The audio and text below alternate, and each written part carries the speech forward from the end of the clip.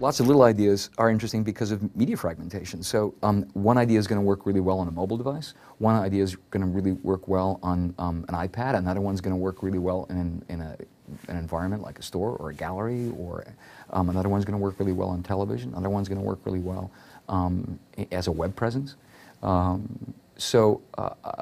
And ideas change depending upon how that you receive them. So I think media fragmentation actually provides a sense of discipline on one side and yet also a sense of creativity on the other. It's because you can now create systems and engagements that are tailored to these different technologies. So I think since the fragmentation has exploded, I think it requires a certain kind of discipline and intellect to be able to both be focused on that application, yet also be creative enough to kind of create something new for all of these different expressions. So I actually welcome it. I think it's terrific. I don't think it's anything to lament. You know, it's interesting. You keep on hearing from so many people who work in advertising, oh, everything is changing. Like, everything is changing. Like, well, if you're in your 20s, nothing's changing. This is what it is. You know, change is what this is all about. So when I hear the word change, on one side I get concerned because I hear a sense of that they lament and they long for a past 10 or 15 years ago when it was easier. But I think this is actually easier because what you can do is you can test lots of new ideas very quickly. You can create things much more inexpensively, and you can put them in front of people and see how they respond to them much more immediately. So I think the ability to test your ideas and whether or not see if they have validity or they resonate or inspire people, you can do that much more instantly. So I think the ability to create work that's more meaningful can happen much more rapidly.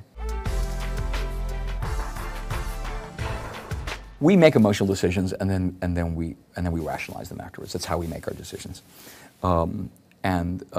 Advertising was remarkably successful at being charming and convincing people. But advertising was not the thing that people tuned into. They tuned in to watch a favorite television show, and the TV spot had to be between, you know, advertising was between the things we wanted to watch on television.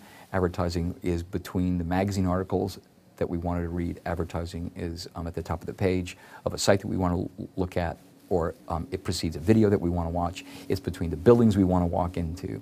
It's not the thing we want. It's the thing that historically has been in between the things we want, or sponsoring the things we want. We don't navigate through advertising. It's always been, we had to learn how to tell stories very quickly, very immediately. So advertising was storytelling raised at the flashpoint. We had 30 seconds or 15 seconds of instant exposure to get people to create sort of an emotional response to an idea or a product or a service. I think that skill that advertising people, really good ones, know how to do is even more important today, because the ability to tell stories quickly will be even more important, I think, in the unfolding sort of landscape. But I think the power of the networks, the power of you and me talking about brands that we participate in, has exploded exponentially. And so our influence on companies as citizens has made it's accelerated. And so I think people now need to speak and listen and respond. It's no longer just broadcast or persuasion. You've got to learn how to listen and respond quickly, much more so than you ever did before. And that's where I think the lessons of design, which by design, by definition, has to be about empathy. I think another word for design is empathy. The principles of design will be increasingly important in the emerging marketing model, because designers, that's what, as I said before, I think the best ones are the most empathetic. I'm really blessed because I really love what I do, and I'm surrounded by people who, I've been lucky. I hire people who are much better than I am, brighter than I am, more talented than I am, because I like to learn from them.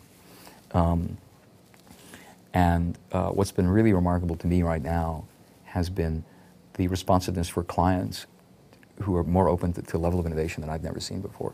So we are working on opportunities that I've only dreamed about, and the kind of influence that we can have. clients really know that old models are broken. And so design, as a new way of engaging with people, is now in ascendancy. And that gives us huge opportunities. It also means we have an obligation to make sure that our work, that we can walk the talk, that what we're talking about actually is effective, not just engaging, but it actually has results. So that's for us what we're sort of focusing on. How can design have, advertising has been successful because they've established models that sort of say that if you do this here and you do this next, then this will be the consequence. We're now doing that with design. And that's why I think it's so exciting. And that's why I'm so excited about the next 10, 15 years of work, is because it's a much more dynamic and a much more rich, and the possibilities for creativity have expanded geometrically compared to the way they were 10 years ago. And the fact that designers now have a big seat at that table, I think means that in my mind that the work that we create will be better. And be more responsive to what people are looking for. So I'm more excited about the next 10 years. After a while, I had the benefit of sort of living through this transition. I have both one foot, having lived in sort of advertising in the 90s and in the aughts, and then now this evolving space. And I think that our golden era is sort of ahead of us and not behind us. I think it's interesting to look back at people who helped define the era, the Mad Men era, and people look at that like with sort of longing. And I'm like, it's nice. I don't think that was the golden era. I think the golden era of the overlap of storytelling, design, and technology is going to explode. And I see a level of enthusiasm and intelligence in the young people that I'm working with that is remarkable. So I think this will only get better. I think the opportunities are bigger and better than they've ever been. I can't wait. It's really, I can't wait to get back to work because we've got so much stuff that's sort of that's more exciting than I've ever done.